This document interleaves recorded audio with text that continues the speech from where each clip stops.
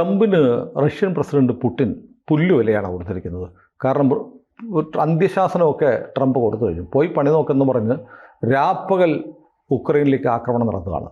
ഇപ്പോൾ ട്രംപ് പറയുന്നു പുടിന് വട്ടാണെന്ന്. പുടിന് വട്ടാണെന്നല്ല, ക്രേസിയാണെന്ന്. അത് ക്രേസി, പുടിൻ ക്രേസി ആണെന്നല്ല, ദാറ്റ് അറ്റാക്ക് ഈസ് ക്രേസി അങ്ങനെയാണ് പറഞ്ഞത്. പക്ഷെ അത് ആളുകൾ വ്യാഖ്യാനിച്ചു, ആൻഡ് റൈറ്റ്ലി സോ. അതങ്ങനെ വ്യാഖ്യാനിക്കാം. നിങ്ങളുടെ പ്രവൃത്തി ക്രേസി എന്ന് പറയുന്നത് നിങ്ങൾ ക്രേസി എന്ന് പറയുന്നത് വലിയ വ്യത്യാസമൊന്നുമില്ല. അത് ട്രംപിന് പറ്റിയ ഒരു ഈ അമിതാവേശമാണെന്ന് ഞാൻ കരുതുന്നു. അതെന്താ അങ്ങനെ ചെയ്യുന്നതെന്ന് എനിക്ക് മനസ്സിലാകുന്നില്ല. ആദ്യമൊക്കെ ആൾക്കാർ പോട്ടെ എന്നൊക്കെ വെച്ചു, പക്ഷെ ഇപ്പോൾ അത് കൂടിക്കൂടി വരുന്നു. ഈ താരിഫ് ചുമത്തുന്നത്, അതുപോലെ പുള്ളി രാവിലെ പറയും 80% താരിഫ് അടിക്കും ഞാൻ, ഉച്ചയ്ക്ക് പറയും 80% താരിഫ് അടിക്കും, പക്ഷേ 3 മാസം കഴിഞ്ഞാണ്. പിന്നെ അത് 3 മാസം കഴിഞ്ഞ് പറഞ്ഞാൽ പോരെ. ഇങ്ങനെയൊക്കെയുള്ള കുഴപ്പങ്ങളുണ്ടാക്കിയിരിക്കുന്നു. അതോടെ ട്രംപിന് ഒരു ക്രെഡിബിലിറ്റി ഇല്ല എന്ന് ബാക്കിയുള്ളവർക്ക് തോന്നുന്നു. അപ്പോൾ പുടിൻ അങ്ങനെയല്ല, പുടിൻ അധികം സംസാരിക്കാറില്ല. പുടിൻ്റെ ഫോറിൻ മിനിസ്റ്റർ ലാവ്റോവാണ് പലപ്പോഴും പ്രതികരിക്കുന്നത്. അപ്പോൾ പുടിൻ നേരിട്ട് പറയാറില്ല. പുടിൻ ഇത് ഇങ്ങനെ ക്രേസി എന്നൊക്കെ പറഞ്ഞു കഴിഞ്ഞാൽ അതിൽ കയറി അങ്ങ് പിടിക്കുന്ന ആളൊന്നുമല്ല പുടിൻ. അതിലൊക്കെ എത്രയോ വലിയ ആത്മവിശ്വാസം പുള്ളിക്കുന്നുണ്ട്. പിന്നെ നമ്മളുടെ ഇവിടുത്തെ പോലെ കച്ചറ ഉണ്ടാക്കുന്ന പ്രതിപക്ഷം അവിടെയില്ല. നമ്മുടെ ഇവിടെയാണെങ്കിൽ ട്രംപ് നിങ്ങളെ ക്രേസി എന്ന് വിളിച്ചു, നിങ്ങൾക്ക് എന്താ മറുപടി, എന്തുകൊണ്ട് മറുപടി പറയുന്നില്ല? ഞാൻ പറയുന്നില്ല, അയാൾ എന്തെങ്കിലും വിളിച്ചോട്ടെ എന്ന് പറഞ്ഞാൽ പറ്റില്ല, അതിന് മറുപടി കൊടുക്കും. നമുക്ക് സ്ട്രീറ്റ് ഫൈറ്റ് ഇഷ്ടപ്പെടുന്ന കുറച്ച് പേര് ഉണ്ട് നമ്മുടെ കൂട്ടത്തിൽ. അതാണ് ട്രംപ് ഇങ്ങനെ പറഞ്ഞു. ട്രംപാണ് സന്ധി നടത്തിയത്, ഇപ്പോൾ ഇന്ത്യ പാകിസ്ഥാൻ ഇത് കൊണ്ടുവന്നതെന്നൊക്കെ പറഞ്ഞപ്പോൾ ഉടനെ തേർഡ് പാർട്ടി ഇൻ്റർവെൻഷൻ. നമ്മൾ സിംല കരാറിൽ നമ്മൾ പറഞ്ഞിരുന്നു എന്ത് പ്രശ്നം ഉണ്ടെങ്കിലും ബൈ പാർട്ടി സംസാരത്തിലൂടെ ചെയ്യുള്ളൂ. വാസ്തവത്തിൽ ഈ കോംപ്ലക്സ് എനിക്ക് മനസ്സിലായിട്ടില്ല. എന്താ തേർഡ് പാർട്ടി ഇൻ്റർവെൻഷൻ ഉണ്ടായാലെന്താ? നമ്മൾ പണ്ടേ എടുത്തുള്ളൊരു സ്റ്റാൻഡല്ലേ? ശരി, പണ്ടേ എടുത്തൊരു സ്റ്റാൻഡ്, അതിപ്പോൾ മാറ്റിയാലെന്താ? അങ്ങനെ മാറ്റുകയാണെന്ന് പറയണം. മാറ്റുകയാണെന്ന് പറഞ്ഞോട്ടെ, അതിലെന്ത് അപരാധം എന്താ? അല്ല, പറഞ്ഞിട്ട് ഇപ്പം ചെയ്യുന്നത് എന്താണെന്നറിയാമോ?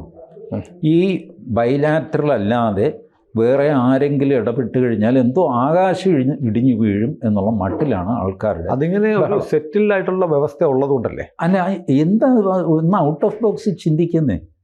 ശരി, 1971 നിങ്ങൾ എഴുതിയ സിംല കരാർ, ആ സിംല കരാർ ഞങ്ങൾ വകവയ്ക്കുന്നില്ല എന്ന് പാകിസ്ഥാൻ നാൾ പറഞ്ഞു. എന്നിട്ടും നിങ്ങൾ സിംല കരാറിൽ ഇത് പറഞ്ഞിട്ടുണ്ട്, അതെന്തോ ഗോസ്പൽ ട്രൂത്താണ്, അതാണ് ബൈബിൾ, അതിൽ തൊടാൻ പാടില്ല. ഇതെന്തൊരുപാട്. പിന്നെ നിങ്ങൾ തമ്മിൽ അടി കൂടിക്കഴിഞ്ഞാൽ നിങ്ങൾക്ക് ഇഷ്ടപ്പെട്ടാലും ഇഷ്ടപ്പെട്ടില്ലെങ്കിലും നാട്ടുകാർ ഇടപെടും. വഴിയിൽ അടി നടന്നു കഴിഞ്ഞാൽ കടക്കാർ ചാടി വീണിട്ട് മാറണം, പിടിച്ചു മാറ്റുന്നത്, എന്താ പ്രശ്നം, എന്നെ വിടുക എന്നൊക്കെ പറഞ്ഞിട്ട് ഇതിപ്പോൾ സാധാരണയാണ്. ആ ഇടപെടരുതെന്ന് പറഞ്ഞു കഴിഞ്ഞാൽ നടക്കുന്ന എങ്ങനെയാണ്? ഇടപെടും ആൾക്കാർ. 2 ന്യൂക്ലിയർ ശക്തികൾ തമ്മിൽ യുദ്ധം ചെയ്തിട്ട് വേറെ ആരും ഇടപെടരുതെന്ന് പറഞ്ഞാൽ നടക്കുന്ന കേസാണ്. അതൊന്നുമില്ല, സ്വാഭാവികമാണ്.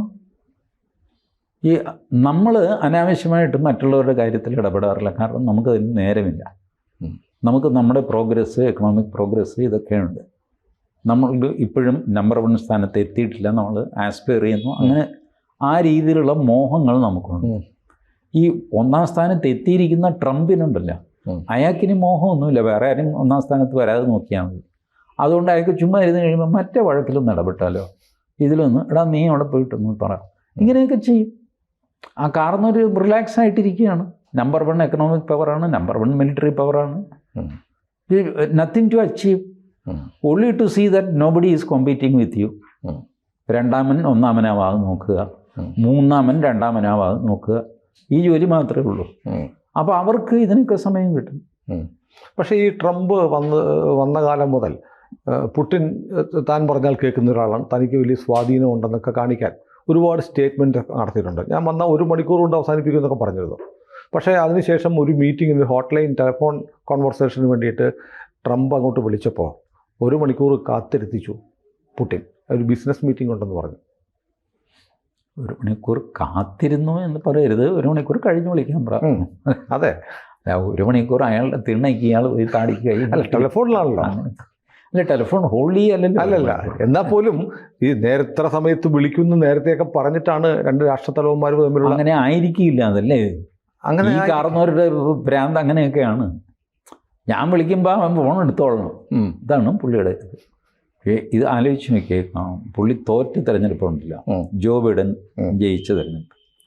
ആ തിരഞ്ഞെടുപ്പിൽ വോട്ടെണ്ണൽ പകുതിയായി കഴിഞ്ഞപ്പോൾ ട്രംപ് പറഞ്ഞു, ഞാൻ ജയിച്ചു, വോട്ടെണ്ണൽ നിർത്ത്, ഇനി എണ്ണാനൊന്നുമില്ല, ഞാൻ ജയിച്ചു. ഈ കള്ള് ഷാപ്പിൽ ഇറങ്ങി തലയിൽ കെട്ടൊക്കെ കെട്ടിയിട്ട് അടക്കടാ നിൻ്റെ ഷാപ്പ് എന്ന് പറയും, ഇനി ആരും ഇവിടെ നാട്ടിൽ കുടിക്കണ്ട എന്ന് പറയുന്ന മാതിരി പ്രസ്താവന ഇറക്കിയ ആളാണ് ട്രംപ്. ഒടുവിൽ ട്രംപ് തോറ്റു കഴിഞ്ഞ പുള്ളി എന്ത് ചെയ്തു, 10,600 ആൾക്കാരെ അങ്ങോട്ട് പറഞ്ഞു ക്യാപിറ്റൽ ഹിൽസ് അവിടെ കയറി ആടിപിടിയും ബഹളമൊക്കെ നടത്തി മറാന്നൊക്കെ പറഞ്ഞിട്ട് ബലം പ്രയോഗിച്ച് ആരെങ്കിലും ചെയ്യുന്നതാണ് അത് ചെയ്യാം. അതിൻ്റെ കേസ് പുള്ളി അധികാരത്തിൽ വന്നു കഴിഞ്ഞാൽ ആദ്യം ഇറക്കിയ ഉത്തരവ് ആ 1,600 പേരാണ് അവരുടെ കേസ് പിൻവലിച്ചുകൊണ്ടാണ് ഫസ്റ്റ് പുള്ളി ഒപ്പിടുന്നത്. ഇതുപോലത്തേക്ക് ഭ്രാന്ത് കാണിക്കുന്ന ആളാണ്. ഞാൻ ട്രംപിനെ പിന്താങ്ങിയത് അങ്ങേര് ഒരു നാഷണലിസ്റ്റാണ്. നമ്പർ 2 ഈ ഇസ്ലാമിക് ടെററിസത്തിനെതിരെ ഒരു നിലപാടെടുക്കുന്ന ആളാണ്. ബട്ട് അത് അങ്ങനെ അല്ല എന്ന് പുള്ളി ഇപ്പോൾ തെളിയിച്ചുകൊണ്ടിരിക്കുകയാണ്. തുർക്കി, ബംഗ്ലാദേശ്, പാകിസ്ഥാൻ. ഇയാളെ സിറിയയിലെ എന്താ അൽ അഷാർ അയാളെ അംഗീകരിച്ചു സിറിയയുടെ പുതിയ ഭരണത്തെ. അപ്പോഴാണ് മനസ്സിലാവുന്നത് നമ്മുടെ പഴയ കക്ഷിയെ ബഷീർ എന്താ പേര് മറന്നുപോയി, അങ്ങേരെ ഇറക്കി വിട്ടത് ട്രംപും ഒക്കെ ചേർന്നിട്ടാണ്. ഇയാളെ സഹായിച്ചിട്ട്, ഇയാളുടെ പേര് നേരത്തെ ജൊലാനി ആയിരുന്നില്ല, ജൊലാനി ആയിട്ടാണ് ഇയാൾ അധികാരത്തിൽ വരുന്നത് സിറിയയിൽ. അധികാരത്തിൽ വന്നു കഴിഞ്ഞപ്പോൾ പുള്ളി പറഞ്ഞു, എൻ്റെ പേര് മുഹമ്മദ് അൽ അഷാർ എന്നാണ്, ജൊലാനി അല്ല. ജൊലാനി പിന്നീട് പേരാണ്, പേര് മാറ്റി. അപ്പോൾ ട്രംപ് പറഞ്ഞു പേര് മാറ്റിയല്ലോ, ഇപ്പോൾ അയാൾ യോഗ്യനായി. അയാൾ ISIS ബന്ധം വിട്ടിട്ട് HTS എന്ന് പറഞ്ഞ് വേറൊരു സംഘടന ഉണ്ടാക്കി, ഒരേ തീവ്രവാദം, പേര് മാത്രം മാറ്റി. ഇപ്പോൾ ട്രംപ് പറഞ്ഞു അയാൾ ISIS അല്ല, അയാൾ HTS ആണ്. അല്ല, അത് ഇന്ന് ISIS നിന്ന് ഉണ്ടായതാണല്ലോ HTS. ഉണ്ടായി, പക്ഷെ ഉണ്ടായി കഴിഞ്ഞപ്പോൾ അത് വേറെ ആയില്ലോ, പൊക്കിൽ കൂടി മുറിച്ചല്ലോ, കൊച്ചു വേറെ ആയില്ലേ. അതുകൊണ്ട് അത് അംഗീകരിക്കാൻ ഇപ്പോൾ പുള്ളി അംഗീകരിച്ചു. ഇതൊക്കെ കണ്ടാണ് നമ്മൾ അന്തം വിട്ടു പോകുന്നത് ഇങ്ങനത്തെ പെരുമാറ്റം കാണുമ്പോൾ. ബിക്കോസ് അമേരിക്ക, ഈ നമ്മളെ ഇങ്ങനെ ആ പ്രൊഫസർ പറയുക ജെഫ്രി സാക്സ്, പുള്ളി പറയും ഇതെല്ലാം അമേരിക്കയുടെ ഡിസൈനാണ്. ഈ ഇറാൻ അല്ല ഇറാഖ്, സിറിയ, ലെബനൻ, ഇസ്രായേൽ ഇതൊന്നും സമാധാനത്തിൽ കഴിയാൻ പാടില്ല. അവിടെ നിരന്തരം കലഹം ഉണ്ടാക്കണം, ഇല്ലെങ്കിൽ ഇവർ ഉണ്ടാക്കിക്കും. ഇവനെ ഉരുട്ടിയിട്ട് അവനെ കൊണ്ടുവരും, കുറച്ച് കഴിയുമ്പോൾ അവനെ ഉരുട്ടിയിട്ട് വേറൊരുത്തിനെ കൊണ്ടുവരും, ഇങ്ങനെ കളിച്ചുകൊണ്ടിരിക്കും. To keep that area always disturbed. അത് അവരുടെ ഒരു നെതന്യാഹുവായിട്ടും നല്ല ബന്ധമല്ല ട്രംപ് എന്ന് പറയുന്നത്. ആയിരിക്കില്ലല്ലോ, ഇങ്ങനെയൊക്കെ ചെയ്യുന്ന ഒന്നും നെതന്യാഹുവിന് ഇഷ്ടപ്പെട്ടിട്ടില്ല. ഈ സാധനം ഒന്നും തന്നെ ഇവരെ ഇങ്ങനെ പാമ്പർ ചെയ്യുന്ന ഹൂത്തികളുമായിട്ട് സന്ധി സംഭാഷണം നടത്തി ട്രംപ്. എന്നിട്ട് സന്ധിയിലെത്തി. ഹൂത്തി എന്ന് പറയുന്നത് ഒരു വിമത ടെററിസ്റ്റ് ഗ്രൂപ്പാണ് ഹൂത്തി, ഇവിടെ യമനിൽ. ആ ഹൂത്തികളുമായിട്ട് ചർച്ച ചെയ്തിട്ട് അമേരിക്കയുടെ കപ്പലിനെ മാത്രം ആക്രമിക്കരുത്, അങ്ങനെയാണെങ്കിൽ നമ്മൾ തമ്മിൽ യാതൊരു പ്രശ്നമില്ല, ഹൂത്തി സമ്മതിക്കുകയും ചെയ്തു. അങ്ങനെ അമേരിക്കൻ കപ്പലുകളുടെ മാത്രം സേഫ്റ്റി എൻഷുർ ചെയ്തിട്ട് പുള്ളി കരാർ എഴുതിയിട്ട് സംഭവം ക്ലോസ് ചെയ്തു. അത് മാത്രമല്ല, അമേരിക്കയുടെ ഒരു വലിയ വെൽ എസ്റ്റാബ്ലിഷ്ഡ് ലൈൻ ഉണ്ടായിരുന്നു, ഭീകരവാദ സംഘടനകളായിട്ട് ഒരിക്കലും ചർച്ച ചെയ്യില്ല എന്നുള്ളത്. അത് പൊളിച്ചെഴുതി, കാറ്റിൽ പറത്തി പുള്ളി, കാറ്റിൽ പറത്തി. അമേരിക്കയുടെ ഒരു ഗതികേട് ഇതാണ്. ഇപ്പോൾ ഒരു പ്രസിഡൻറ്റ് സമ്മതിച്ച ഒരു കാര്യം, ഗവൺമെൻറ് ഈസ് എ കണ്ടിന്യൂറ്റി ആയിരിക്കണമല്ലോ, അത് മറ്റേ ആൾ എനിക്കറിഞ്ഞൂടാ, ഞാനൊന്നും പറഞ്ഞൊന്നുമില്ല, ഇങ്ങനെ പറഞ്ഞു കഴിഞ്ഞാൽ എന്ത് ചെയ്യും? അല്ല, നമ്മളിപ്പോൾ തുടക്കത്തിൽ ട്രംപിൻ്റെയും പുട്ടിൻ്റെയും കാര്യം പറഞ്ഞാണ് നമ്മൾ തുടങ്ങിയത്. നമ്മൾ അവസാനിപ്പിക്കും മുമ്പ് എൻ്റെ ഒരു സംശയം, പുട്ടിനാണോ ട്രംപിനേക്കാൾ വെയിറ്റ് ഉള്ള നേതാവ്? ഇപ്പോൾ അങ്ങനെയാണ് കാണുന്നത്. കാരണം ഇങ്ങനെ ഉള്ള വെയിറ്റ് കളഞ്ഞുകൊണ്ടിരിക്കുകയാണ് ഈ അവിടെ ഇവിടെയൊക്കെ. റിലയബിൾ ആയിട്ടുള്ള ഒരു വേൾഡ് ലീഡർ പുടിനാണെന്ന് പറയാം. അങ്ങനെ വരുന്നു എന്ന്. ഇപ്പം ഫ്രാൻസിൻ്റെ മാക്രോൺ അങ്ങയുടെ ഭാര്യയുടെ തല്ലുമേടിക്കുന്നു. ട്രംപ് ഇങ്ങനെ ഓരോന്നും മാറ്റി മാറ്റി പറയുന്നു. അപ്പം ഇങ്ങനെ ലോകത്തിലെ വലിയ വലിയ രാജ്യങ്ങളിലെ വലിയ വലിയ തലവന്മാർ അപഹാസ്യരാകുമ്പോൾ ബൈ ഡിഫോൾട്ട് പുടിനെ പോലെയുള്ളവർ മാന്യന്മാർ അചഞ്ചലനായി നിൽക്കുന്നു. അചഞ്ചലനായിട്ട് ഷീ ജിൻപിങ് അചഞ്ചലനായിട്ട് നിൽക്കുന്നു. മോദി അചഞ്ചലനായിട്ട് നിൽക്കുന്നു. ആ കാനഡയിലെ ആ ക്ലൗൺ പോയിട്ട് വേറെ ആൾ വന്നപ്പോൾ ഇപ്പം നമ്മുടെ റിലേഷൻ ഇമ്പ്രൂവ് ആയതുകൊണ്ടോ. അതെ ജയശങ്കർ പോയി കാനഡയിൽ. ഓക്കെ, നമുക്ക് സംസാരിക്കാം. അതിൽ എനിക്ക് തോന്നുന്നു നമുക്കിപ്പോൾ ലോക നേതാക്കന്മാരിലും ഇന്ത്യക്കും ഏറ്റവും കൂടുതൽ റിലേ ചെയ്യാവുന്നത് പുടിനാണെന്ന് തോന്നുന്നു. അതെ, റീസെൻറ്റ് പാസ്റ്റ് എടുത്തു കഴിഞ്ഞാൽ പുടിനാണ് നമുക്ക് റിലേ ചെയ്യാവുന്ന ഒരു നേതാവും. റഷ്യയാണ് നമുക്ക് ഡിപ്പെൻഡ് ചെയ്യാവുന്ന ഒരു രാജ്യവും.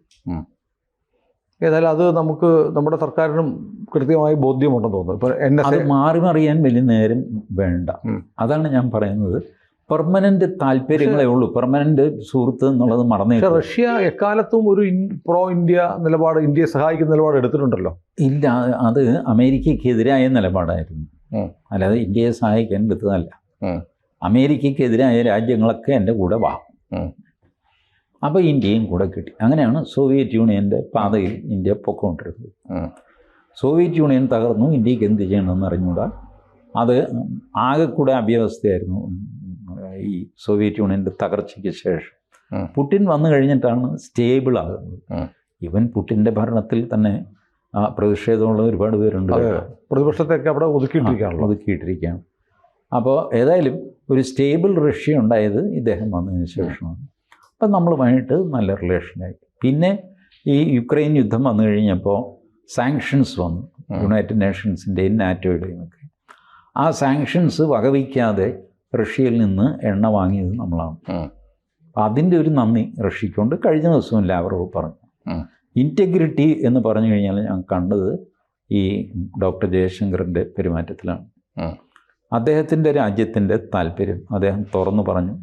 ഇതാണ് ഞങ്ങളുടെ താല്പര്യം, ഇതിനപ്പുറം നിങ്ങളുടെ വഴക്കിൽ ഞങ്ങൾ ഇടപെടാനും പോകുന്നില്ല, ഞങ്ങൾക്ക് അതിൻ്റെ ആവശ്യമില്ല. നാറ്റോയും റഷ്യയും തമ്മിൽ യുദ്ധം നടക്കുന്നു, ഞങ്ങൾ അതിൻ്റെ നടുക്ക് വന്ന് പടക്കം പൊട്ടിക്കാനൊന്നും പോകുന്നില്ല. ബട്ട് നിങ്ങളുടെ നേർക്കുള്ള എക്കണോമിക് സാങ്ഷൻ അത് ഞങ്ങൾ അംഗീകരിക്കുന്നില്ല, അത് ഞങ്ങൾ വയലേറ്റ് ചെയ്യും. ലാവ്റോവ് പറഞ്ഞു അയാളുടെ രാജ്യത്തിൻ്റെ കാര്യം അയാൾ നോക്കുന്നു, അയാളെ കുറ്റം പറയാൻ പറ്റുമോ? എന്തിനയാൾ ആയുധവും കൊണ്ട് ഞങ്ങളെ സഹായിക്കണം? ഒന്ന്, ഞങ്ങൾക്ക് ആ സഹായം വേണ്ട, ഞങ്ങൾ അങ്ങോട്ടാണ് S-400 കൊടുക്കുന്നത്, ഇങ്ങോട്ട് അവർക്ക് തരാനുള്ള പ്രത്യേകിച്ചൊന്നും ഞങ്ങൾക്ക് ആവശ്യമില്ല. നമ്പർ 2, അമേരിക്കൻ സാങ്ഷൻസ് പുല്ലാണെന്ന് പറഞ്ഞിട്ട് അയാൾ ഞങ്ങളുമായിട്ട് ബിസിനസ്സിന് തയ്യാറുമാണ്. അപ്പോൾ അതൊരു നല്ല കാര്യമല്ലേ? ലാവ്റോവ് ഉപയോഗിച്ച വാക്ക് ഇൻറ്റഗ്രിറ്റിയാണ്. അത് ജയശങ്കറിൻ്റെ തൊപ്പിയിലെ ഒരു തൂവലാണ്. ഈ ആഫ്റ്റർ ഓപ്പറേഷൻ സിന്ദൂർ നോക്കിയിട്ടുണ്ട്. Jaishankar become as big as Narendra Modi, അകത്തും പുറത്തും. ആ ഒരു അസൂയകളുകൊണ്ടാണ് ഇപ്പോൾ രാഹുൽ ഗാന്ധി നോക്ക്, രാഹുൽ ഗാന്ധി മോദിയെ അല്ല അറ്റാക്ക് ചെയ്യുന്നത്, ജയശങ്കറിനെയാണ്. ജയശങ്കർ വലുതായി, മോദിക്കൊപ്പം എത്തി എന്നുള്ളത്. കാരണം ഓപ്പറേഷൻ സിന്ദൂറിൻ്റെ പട്ടാളക്കാരുടെ യുദ്ധം നിൽക്കട്ടെ, ആ സമയത്ത് മുഴുവൻ നയതന്ത്ര യുദ്ധം നടത്തിക്കൊണ്ടിരുന്നത് ജയശങ്കറാണ്. പട്ടാളക്കാർ യുദ്ധം കഴിഞ്ഞു, അവർ തോക്ക് താഴെ വെച്ചു, അല്ലെങ്കിൽ തോക്ക് വെച്ചിട്ട് കാഞ്ചി വലിക്കാൻ റെഡിയായിട്ട് നിൽക്കുന്നു. ജോലിയില്ല, ഇങ്ങേരുടെ ജോലി വർദ്ധിച്ചു, ജയശങ്കറിൻ്റെ ജോലി വർദ്ധിക്കുക ചെയ്തു. അങ്ങനെ ജയശങ്കർ ലൈം ലൈറ്റിലായി. അത് സഹിക്കാൻ വേണ്ടിയിട്ടാണ് ഈ മനുഷ്യൻ ജയശങ്കറിനെ ചീത്ത വിളിക്കാൻ തുടങ്ങിയിരിക്കുന്നത്. കൂടുതൽ വാർത്തകളും വിശേഷങ്ങളും നിങ്ങളിലേക്ക് എത്താൻ ABC മലയാളം സബ്സ്ക്രൈബ് ചെയ്യുക, ബെൽബട്ടനും അമർത്തുക.